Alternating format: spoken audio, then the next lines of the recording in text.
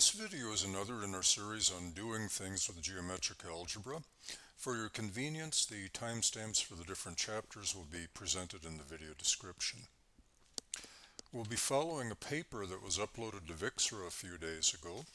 We won't go into great detail about what is shown in the paper, but we will hit the high points, including one difficulty that arose and that becomes resolved through a simplification that I thought was interesting and I think will be useful to people who are new to geometric algebra. The paper begins with a review of useful ideas. First of all, given a vector, how do we find its projection and its rejection with respect to a given bivector?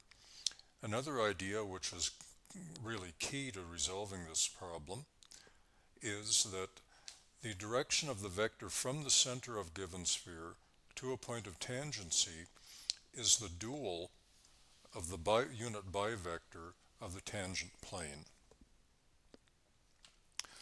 The first step in solving this problem, as in many other tangency problems, is to reduce it to a simpler form. In this case, we're going to reduce it from 3 spheres to 2 spheres and a point. And how do we do this? Well, we just subtract the radius of the smallest sphere from the radii of the 2 larger spheres. And the important thing to know here, or to notice here, is that the plane that we will find in the reduced problem is parallel to the plane tangent plane in the full version. So therefore, our strategy will be to identify the unit bivector of that plane. Again, since they're parallel planes, their unit bivector is the same. How will we formulate this reduced problem in geometric algebra terms? Well, here we have the tangent plane for the reduced case, its unit bivector, and the important thing to notice here is that this unit bivector, which we want to identify, is going to be some scalar multiple of the outer product of these 2 projections, namely the projections of the vectors from the origin to the centers of the 2 larger spheres. We'll notice here too that m hat is the unit bivector of the plane that contains the centers of the 3 given spheres. Here is b hat I inverse, which is the unit normal to the bivector of this plane. And also, we have written each of these vectors S2 and S3 in the form of the sum of their projection and their rejection with respect to the bivector that we're looking for. So again, the key thing that we want to find is the outer product of these 2 projections, because that will give us, or that will hopefully give us, the unit bivector of the tangent plane. So a difficulty that arises here is that reasonably we would start off by finding the outer product of S2 and S3, where we have written S2 and S3 in this expanded form that we saw in the previous slide. When we chase through all that, we come to this equation, which has the form of the sum of 2 bivectors. I won't go into detail on this. It's on this term. It's not complicated, but it's not the main thing we need to discuss here. And it's covered in the paper. And anyway, it's a sum of these 2 bivectors equal to the known bivector S2 wedge S3. Our problem here with this term is that we don't know these 2 projections. So how might we get an idea of how to get around this or how to deal with it? Well, what we're going to do is recall the geometric representation of the sum of bivectors. And in that geometric representation, if we want to add 2 bivectors, here they're A1 and A2, what we have to do is find some vector that is a factor of both of the bivectors that we're adding. And this hinge vector, I'll call it, will also be a factor of the result. So our question is, or an idea we might get from contemplating that geometric representation is this. Could this vector here that's causing us a problem be the hinge? Well, it will be the hinge because it's a common factor of the two bivectors that we're adding. But is that really also a vector that lies in the plane of S2, S3, S2 wedge S3, I should say?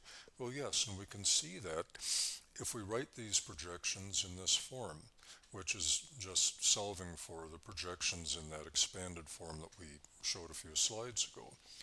So this thing that's been giving us trouble here just reduces down to R3S2 minus R2S3, and now all of these things are known. This norm here, in the paper it's found via another route and it's not complicated. But anyway, here we have the sum of some multiple of the bivector that we're looking for plus a known vector times the dual of the bivector that we're looking for is equal to the known bivector S2 wedge S3. Now we could go ahead with our idea of finding b hat, but another idea that I think is actually a little better now that we arrive at this point is to find the dual of b hat rather than b hat itself. So if we just carry on through that plan, we arrive at this equation. We have a multivector here, specifically the sum of a trivector, or a trivector minus a vector, times this dual, which is a vector, is equal to this known bivector, S2 wedge 3.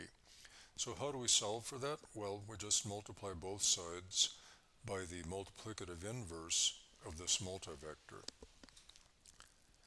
And when we do that, and chase through this with some simplifications and such, we come up with this form. The dual that we're looking for is the sum of some scalar multiple of the dual of the plane that contains the centers of the three given spheres, plus this thing. Well, what is this?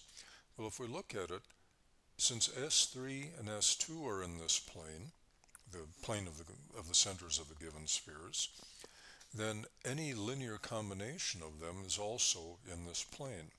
So this vector R2S3 minus R3S2 is in this plane, but it's actually so long that it doesn't fit in the drawing.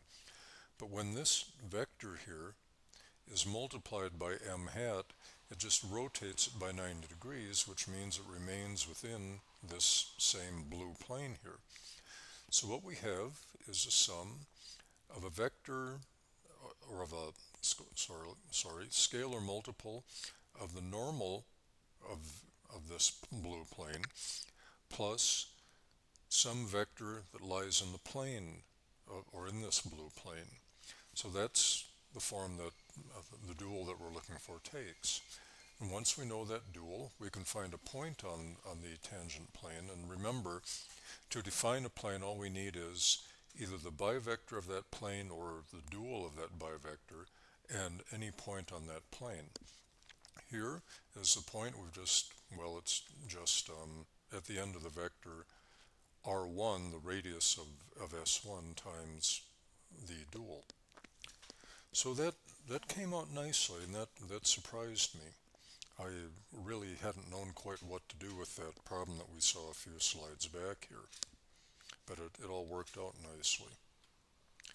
So the video ends with a derivation of a similar equation for a general case, which I think will be useful in other tangency problems.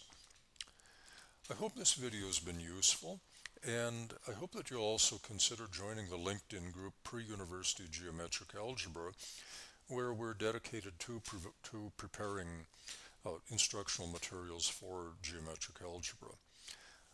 I look forward to hearing or reading your comments and whatever criticisms, and thank you for your time.